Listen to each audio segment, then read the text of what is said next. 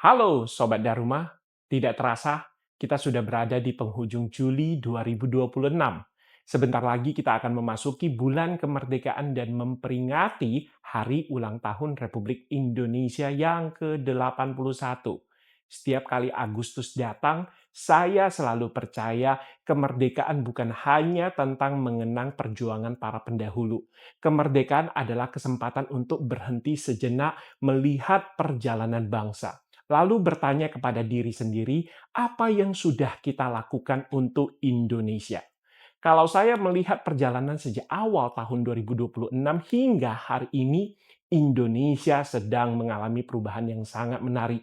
Bukan hanya di bidang ekonomi, bukan hanya di bidang politik, tetapi juga dalam cara negara membangun hukumnya sendiri.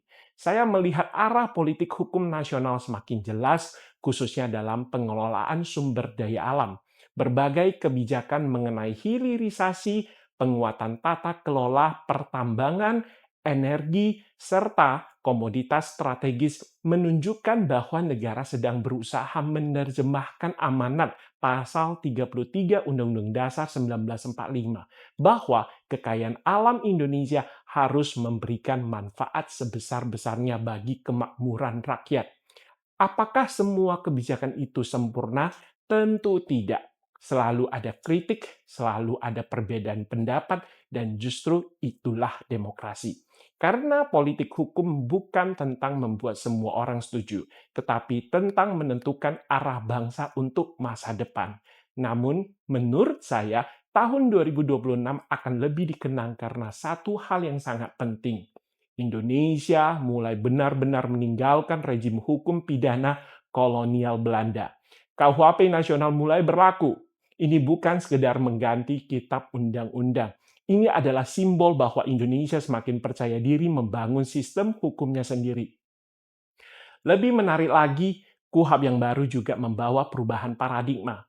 Kalau dahulu orientasi penegakan hukum lebih banyak dipengaruhi oleh crime control model, maka sekarang arah politik hukum kita semakin menegaskan pentingnya due process of law.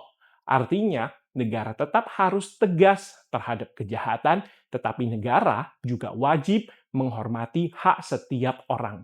Menghormati prosedur, menjunjung ajas praduga tak bersalah, dan memastikan bahwa kekuasaan negara selalu dapat diuji oleh hukum. Karena hukum yang baik bukan hanya mampu menghukum orang yang bersalah, tetapi juga mampu melindungi hak orang yang belum tentu bersalah. Bagi saya, disitulah letak kedewasaan sebuah negara hukum.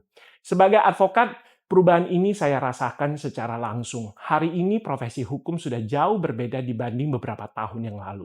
Sekarang, seorang advokat tidak cukup hanya memahami pasal demi pasal. Kita harus memahami investasi, bisnis, teknologi, restrukturisasi perusahaan, kepailitan, arbitrase, sampai penyelesaian sengketa lintas negara. Karena dunia usaha bergerak sangat cepat dan hukum harus mampu mengikuti perubahan itu. Tetapi ada satu hal yang tidak pernah berubah. Di balik setiap perkara selalu ada kehidupan manusia. Ada keluarga, ada pekerja, ada investor, ada perusahaan yang sedang berjuang bertahan. Karena itu saya percaya tugas seorang advokat bukan hanya memenangkan perkara, tetapi membantu menemukan solusi yang adil. Disitulah saya memegang satu prinsip sederhana, creative lawyer in accordance with justice and equity.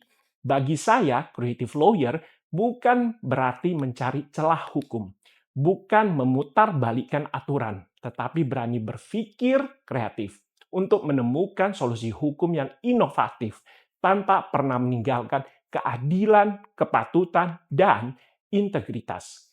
Karena kreativitas tanpa integritas hanya akan melahirkan kecerdikan, tetapi kreativitas yang berpijak pada keadilan akan melahirkan kepercayaan. Tahun ini saya juga mendapatkan banyak kesempatan belajar bersama Asosiasi Kurator dan Pengurus Indonesia (AKPI). Kami membangun kerjasama dengan berbagai organisasi profesi dari luar negeri. Saya bertemu banyak sahabat profesi dari Singapura, Malaysia, Hong Kong, Tiongkok, dan berbagai negara lainnya. Kemudian, Indonesia juga menjadi tuan rumah Indonesia Insolvency Conference. Menurut saya, konferensi ini bukan sekedar acara seremonial, tetapi bukti bahwa Indonesia semakin dipercaya menjadi bagian dari perkembangan hukum internasional. Kita saling belajar, saling bertukar pengalaman, karena hukum hari ini tidak lagi mengenal batas negara. Sistemnya boleh berbeda, tetapi nilai yang kita perjuangkan tetap sama: keadilan, kepastian hukum, dan kepercayaan. Beberapa waktu lalu, saya juga menghadiri Dies Natalis ke-30 Fakultas Hukum Universitas Pelita Harapan.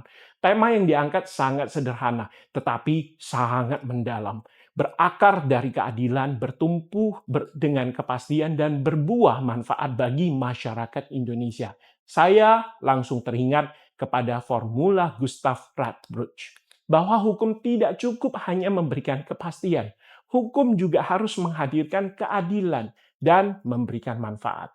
Tiga nilai itu tidak boleh dipisahkan, karena hukum yang pasti tetapi tidak adil akan kehilangan legitimasi. Sebaliknya, hukum yang adil tetapi tidak memberikan kepastian akan kehilangan kepercayaan masyarakat.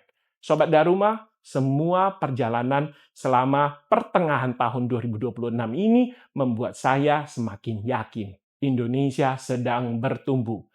Masih banyak tantangan, masih banyak pekerjaan rumah, masih banyak yang perlu diperbaiki. Tetapi saya melihat sesuatu yang jauh lebih penting. Indonesia tidak berhenti belajar. Indonesia tidak berhenti berubah. Dan Indonesia tidak berhenti membangun hukumnya sendiri. Sebagai generasi hari ini, kita memiliki kesempatan yang jauh lebih besar dibanding generasi sebelumnya. Dunia semakin terbuka, teknologi semakin maju, kesempatan bekerja sama dengan masyarakat internasional semakin luas. Tetapi satu hal yang tidak boleh kita tinggalkan adalah integritas. Karena sehebat apapun teknologi, setinggi apapun jabatan, sebesar apapun investasi, semuanya berdiri di atas satu fondasi, yaitu kepercayaan.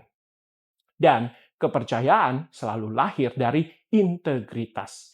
Menjelang Hari Kemerdekaan Republik Indonesia yang ke-81, saya memilih untuk tetap optimistis. Bukan karena Indonesia sudah sempurna, tetapi karena saya melihat bangsa ini terus belajar, terus memperbaiki diri, dan terus bertumbuh.